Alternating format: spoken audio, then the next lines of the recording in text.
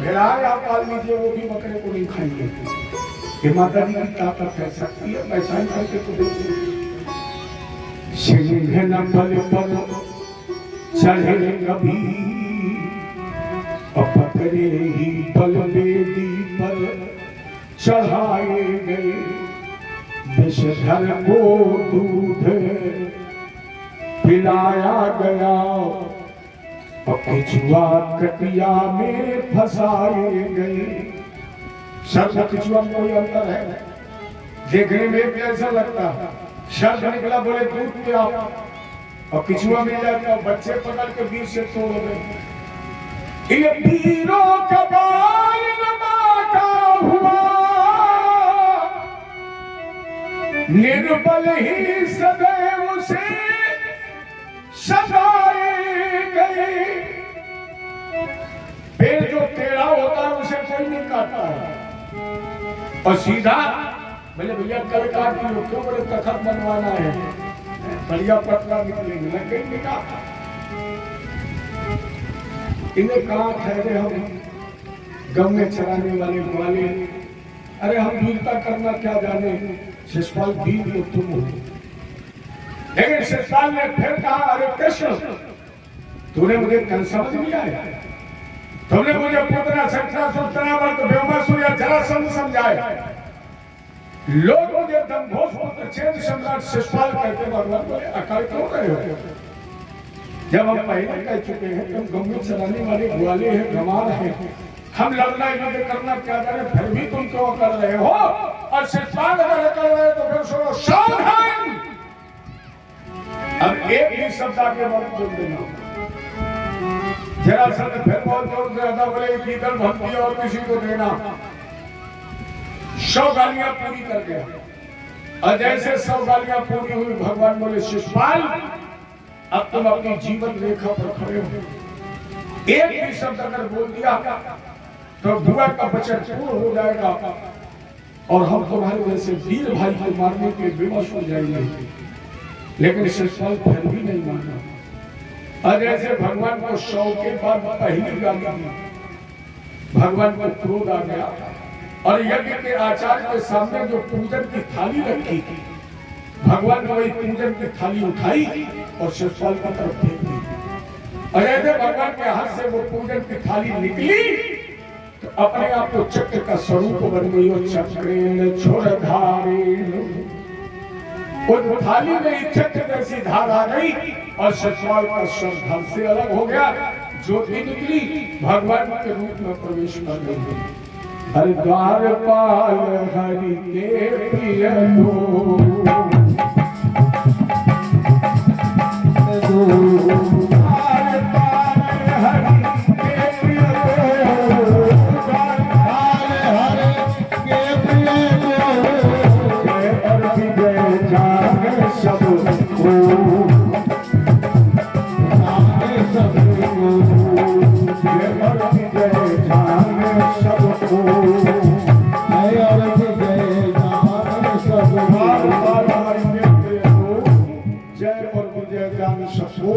शिषपाल भगवान ने प्रथम पार्षद का उद्धार कर दिया। ये तीसरा जन्म था।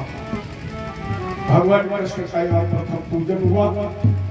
इसी युधिष्ठिर के राजसूय यज्ञ में द्रौपदी के द्वारा बगैर तोले बगैर परखे एक बात बोल दिया गया दुर्योधन के लिए, अंधों के अंधे होते हैं। यही एक बात कथा जिसने महाभारत युद्ध की नींव रख दी थी। राजेंद्र, इस संसार में स्त्री और मामा, स्त्री और मामा दो ऐसे रिश्ते हैं जहां युद्ध न होता हो वहां ये महाविनाश करा सकते। स्त्री और मामा, जहां जहां इनका अग्रिम कदम रखा गया वह विनाश हुआ है। जैसे स्त्री, अगर सीता ना होती धर्म किसका होता? अगर द्रौपदी ना होती चीरहरण किसका होता? अगर देवकी ना होती तो 6 बालक किसके मारे जाते? और कलयुग में जितने भी युद्ध हो रहे हैं वरना समय नारी की ही तो भूमिका है। मामा अगर मारीच ना होता सोने का मृत कौन बनता? अगर मामा शकुन ना होता तो कपट के पासे कौन फेंकता? अगर मामा कंस ना होता कौन बालकों की हत्या करता? कलयुग में अगर मामा माही ना होता पढ़ाया ना, चाहे भुजरियन की लड़ाई हो, चाहे मानव का गौना हो, चाहे इंदल हरण हो, सब में मामा की तो भूमिका है। और 10-15 साल से अपने गांव में एक मामा और पैदा हो गया है। सचा साहब जानते हो कहाँ? गेहूं के खेत में है। और जब गेहूं के खेत में मामा हुई जाए रामायण वाली खेत तो गेहूं घर में पहुंचे। माने मामा और नारी की भूमिका है।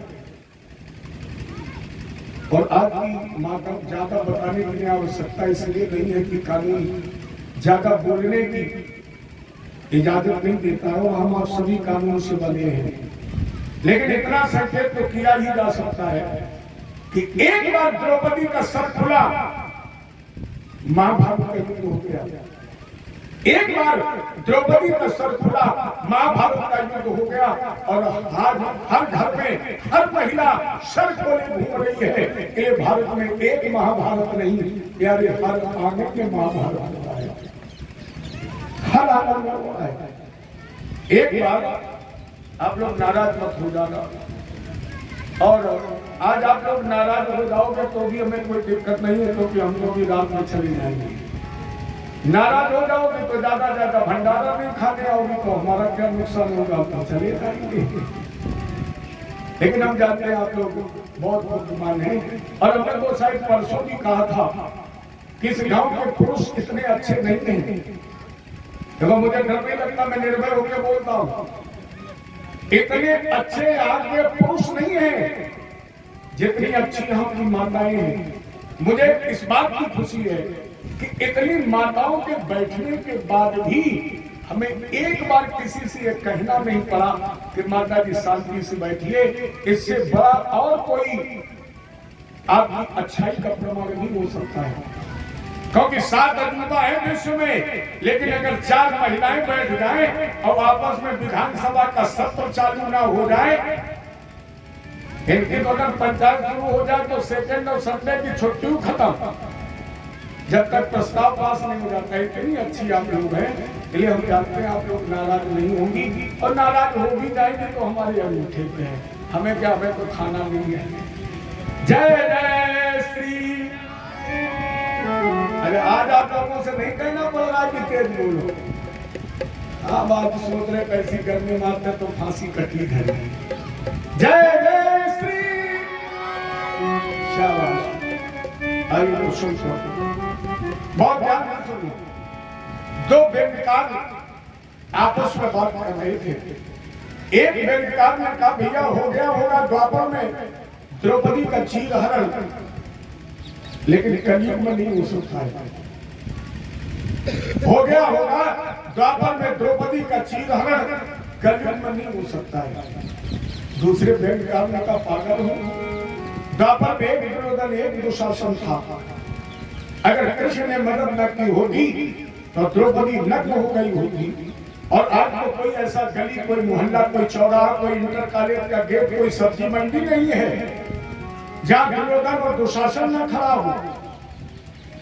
और तुम कहे चीरहरण नहीं होगा, उन्हें फिर दावा किया।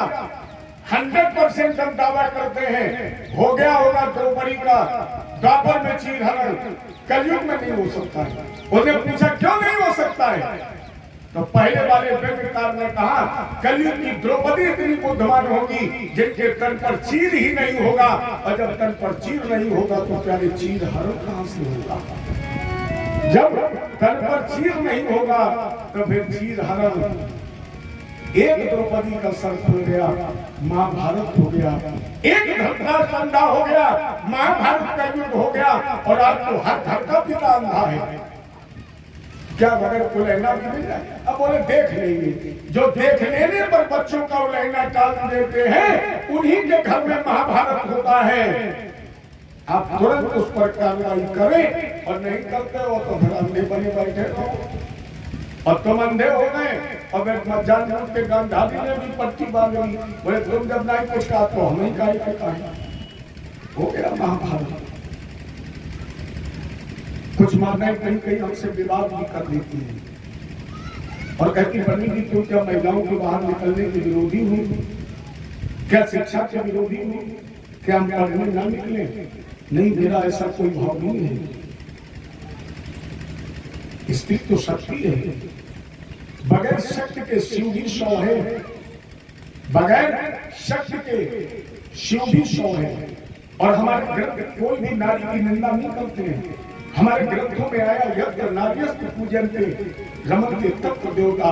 जिस देश में जिस घर में नारी की पूजा होती है उस घर में भगवान का निवास होता है। इसीलिए अपने वैदिक परंपरा में हमने हर रूप में नारी को पूजा है, क्योंकि नारी त्याग की मूर्ति है। जैसे करवा चौथ का व्रत करती है, फल अपने पति को देती है। बरगदाई अमावस्या आ रही है, व्रत करती है, लेकिन उस व्रत का फल स्वयं का लेकर अपने पति को देती है। ये त्याग की मूर्ति है, इसलिए हमने इनको हर रूप में पूजा है। तुलसी पर हम जल चढ़ाते वो भी नारी है। दुर्गा जी की हम पूजा 9 दिन तक करते हैं, ये भी नारी है। गंगा जी की पूजा करते हैं, वो भी नारी है। गाय की पूजा करते हैं, वो भी तो नारी है। और रोज नहीं तो कम से कम 26 जनवरी और 15 अगस्त को हम इस देश की मिट्टी की भी पूजा करते हैं और तिरंगा उठा करके एक जय घोष करते हैं, भारत माता की। तो हमने जो है कि मिट्टी को भी मां का दर्जा दिया है। इसीलिए तो भगवान भारत को छोड़कर कहीं गए नहीं। जितने भी भगवान के अवतार हुए सब भारत में हुए। क्यों? किसी भी देश की मिट्टी को मां का दर्जा नहीं दिया गया। और बच्चे को जन्म लेने के लिए मां की गोद चाहिए, बगैर मां के बच्चा नहीं आ सकता है। आपने सुना हो कोई कहता चीन माता की जय, अमेरिका माता, रूस या पाकिस्तान माता की जय, लेकिन हम विदेश में भी जब होते हैं तो कहते हैं भारत माता की। भगवान बोले तो भारत ही तो माँ है, और जब भारत माँ है तो फिर इस माँ की गोद में ही तो मैं खेलने जाऊं। इसलिए भगवान के सारे अवतार अपने भारत में, तो हमने तो हर रूप में आप पूजा की है। अगर भारत में नारी की शिक्षा का विरोध होता तो फिर अष्टांग की विद्या जनक गार्गी जैसी विदुषी महिला कहां से आती?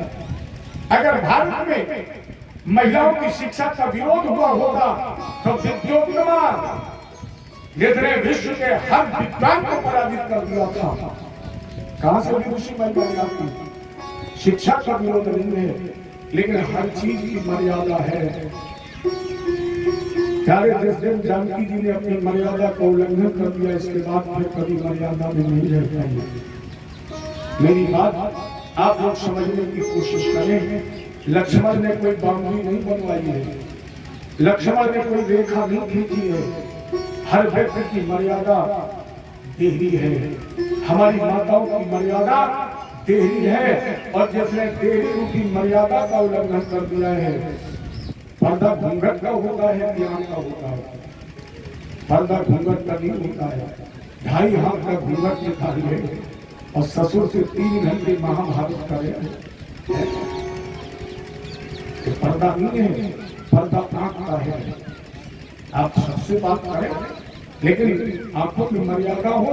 और जिस दिन आप मर्यादा का जीवन जिएंगी, उस समय कितने भी दुर्योधन और दुशासन खड़े रहे, बहन जी आपका कुछ बिगाड़ नहीं पाएंगी, क्योंकि मर्यादित महिला का जीवन उसकी सुरक्षा तुम्हारे गोविंद करते हैं, जो एक हाथ में पीताम्बर और एक हाथ में सुदर्शन लिए खड़े हैं। अगर तेरी प्रतिष्ठा पर आंच आएगी मर्यादा जी करके तो देख। जिस दिन मर्यादा से जियोगी उस समय भगवान कृष्ण के एक हाथ में पीताम्बर और दूसरे हाथ में सुदर्शन। अगर पीताम्बर पहुंचने में देर हो जाएगी तो साताताई के हाथ भगवान सुदर्शन से काट देंगे। एक और फैशन चला है कुत्ता पालने का। और दरवाजों पर क्या लिखवा दिया है? कुत्तों से सावधान। मैं गया एक बार स्वरूप नगर में, सेठ जी ने फोन किया, हमारे यहाँ VIP इलाका है, तो हमने बटन दबाया, एक चौकीदार निकला, तो हमने पहले बताया इसमें लिखा कुत्तों से सावधान। भैया अंदर वाले सब कुत्ता है कि बाहर वाला कुत्ता है? अब या तो हम कुत्ता है जो अंदर वाले से कह रहा सावधान कुत्ता, या फिर अंदर वाला। अरे बोले गुरु जी वो कुत्ता पले 5-5 लाख के उनके लिए लिखा है। हमने कहा मैं नहीं जाऊंगा अंदर। क्यों? जिस घर में कुत्ता पाला जाता है उसकी दी हुई आहुतियां देवता ग्रहण नहीं करते।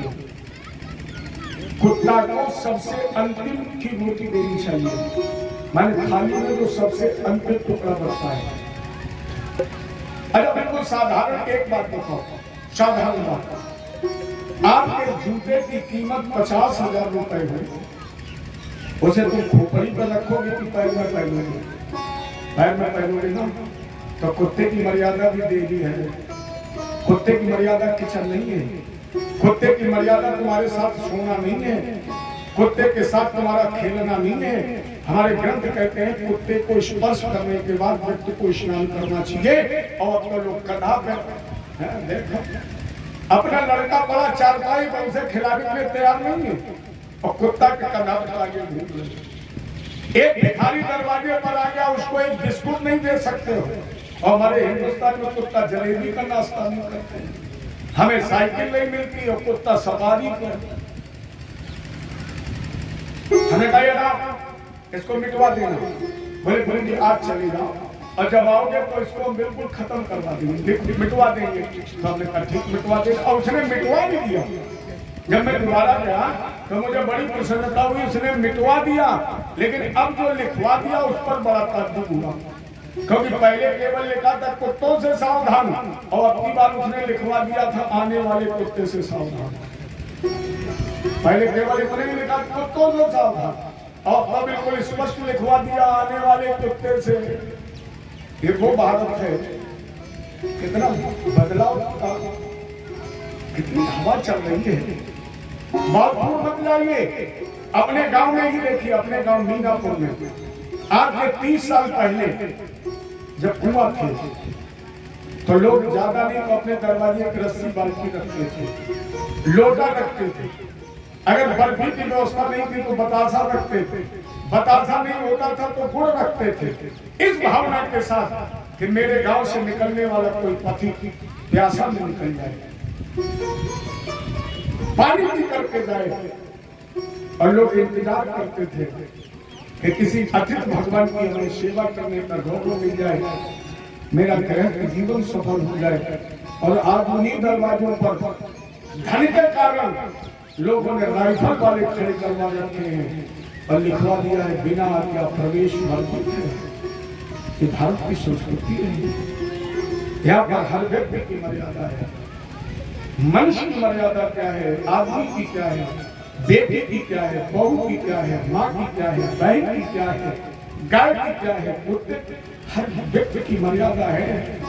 और जब तक देश में मर्यादा का पालन हुआ तब तक देश विश्वगुरु रहा, और जब तक हमने उनकी मर्यादाओं को अपने देश में प्रवेश करा दिया।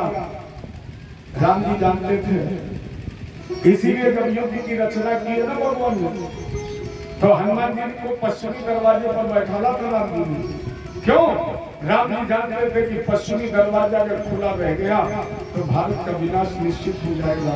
और आज वो क्या कहते हैं, हम तो पश्चिमी सभ्यता में जी रहे हैं, और जब जब प्यारी पश्चिमी हवा चलेगी तब तक जल नहीं पड़ेगा।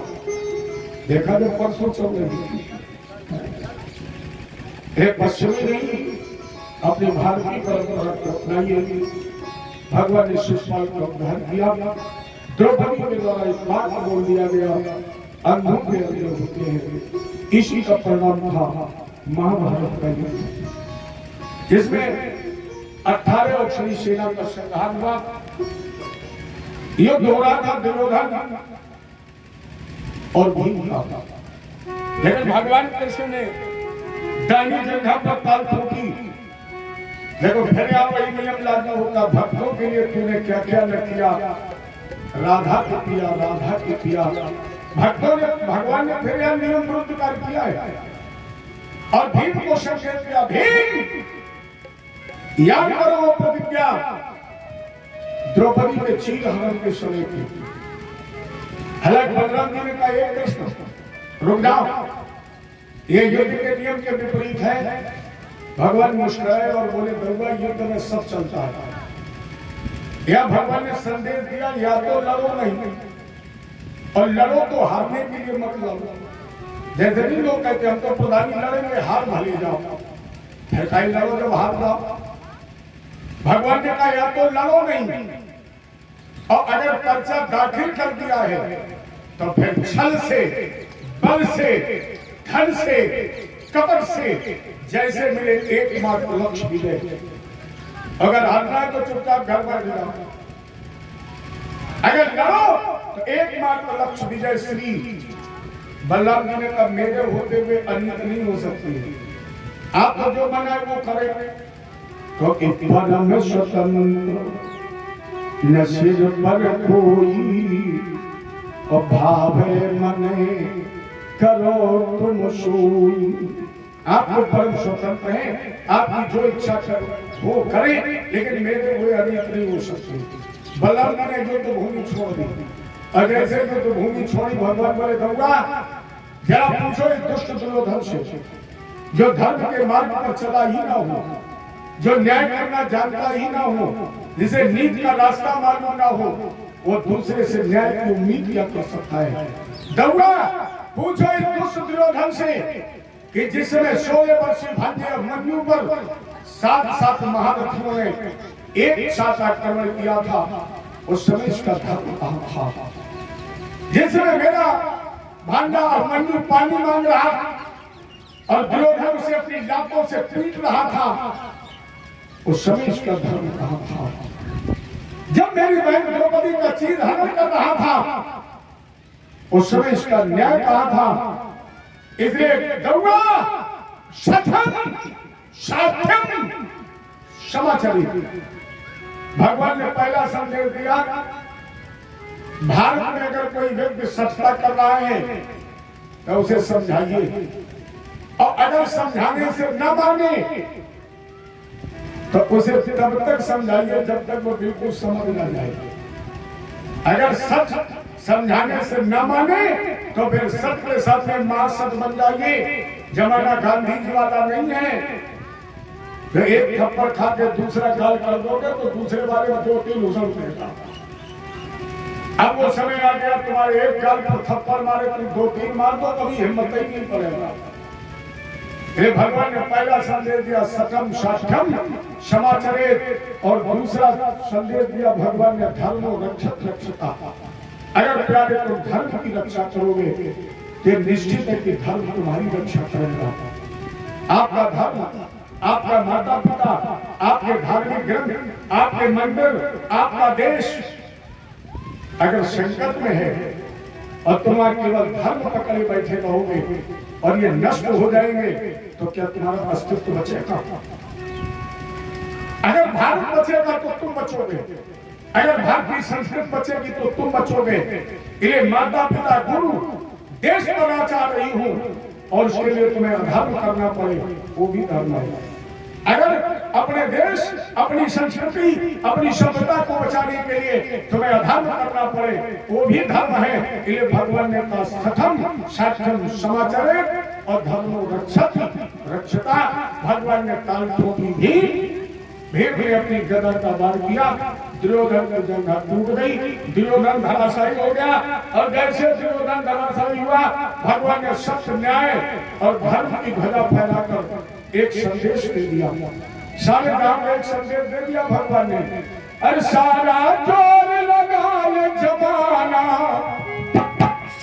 सारा जोर लगा ले जमाना, कितना जोर लगाएगा, पर भारत में भगवान का झंडा कभी न झुकने पाएगा।